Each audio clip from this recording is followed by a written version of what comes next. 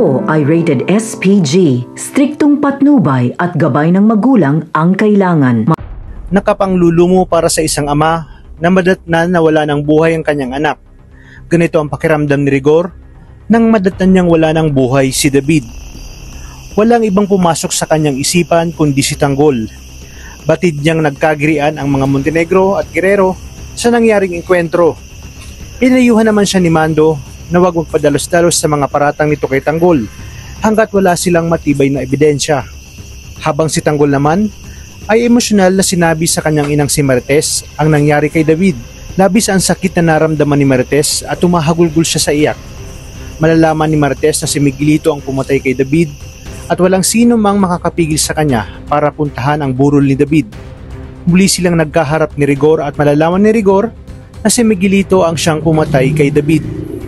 Kasama ni Marites si Tanggol at hindi makakaporma itong si Rigor dahil kasama ni Tanggol si Chairman at bilang respeto at paggalang na rin sa burol ng kanyang paboritong anak na si David. Matapos ikwento ni Marites kay Rigor ay hindi pa rin ito naniniwala dahil wala naman daw umanong atraso at dahilan si Miguelito para patayin si David. At isa pa, matitino ang mga Guerrero at malayong malayo kay Tanggol na may mas motibo pang patayin si David. Hanggang sa pinuntahan na nga ni Fatima si Tanggol dahil hindi maatim ng kanyang konsensya ang kanyang mga nasaksihan. Sinamahan ni Tanggol si Fatima sa burol ni David at doon inilahad niya kung paano umano pa ulit-ulit na pinahirapan ni Miguelito si David bago ito patayin.